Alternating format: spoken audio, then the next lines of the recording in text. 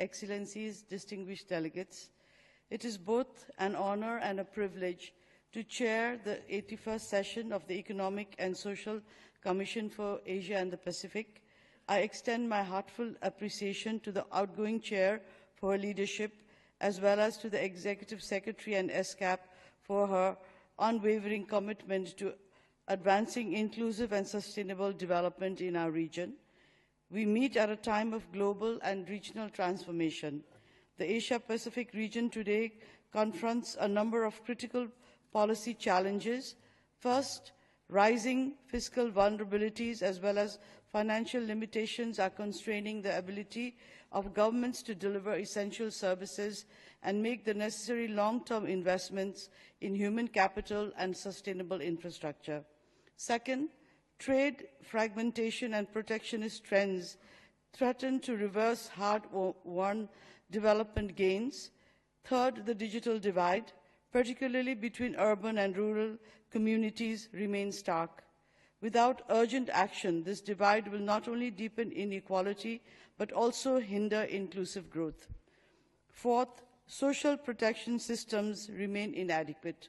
We must significantly increase investments in social protection, drawing from best practices across the globe and tailoring them to our regional context. Fifth, the Asia-Pacific region is on the front lines of climate-induced disasters. Our cities and communities are vulnerable to devastating floods, droughts, and extreme weather events. Our Himalayas, which are not only the source of water but also the livelihoods and civilization, have been disproportionately affected by the impact of climate change. Building climate resilience and investing in early warning systems is not a choice but a necessity.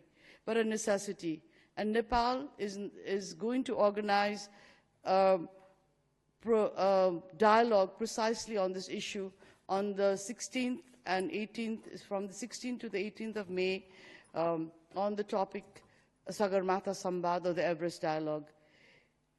However, it is good to see that in response, many of our governments have already taken important steps.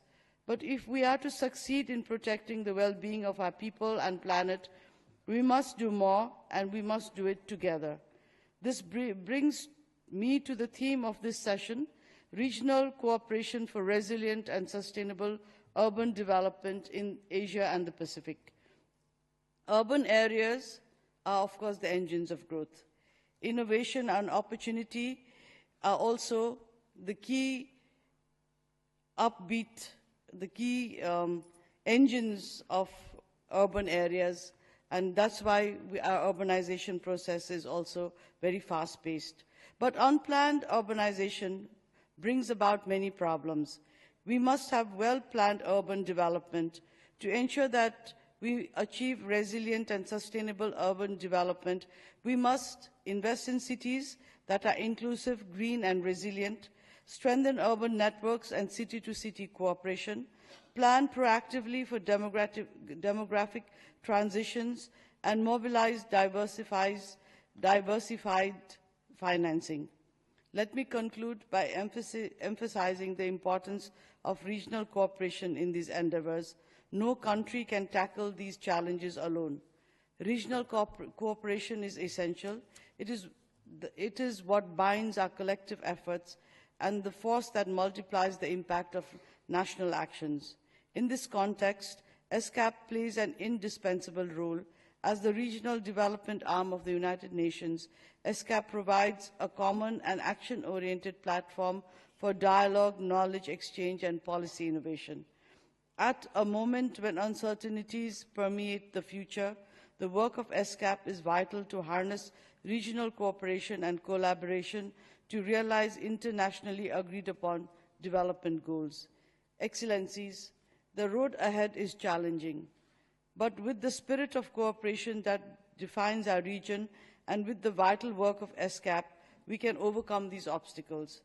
Let us reaffirm our shared commitment to inclusive development, to regional cooperation, and to the values of the United Nations.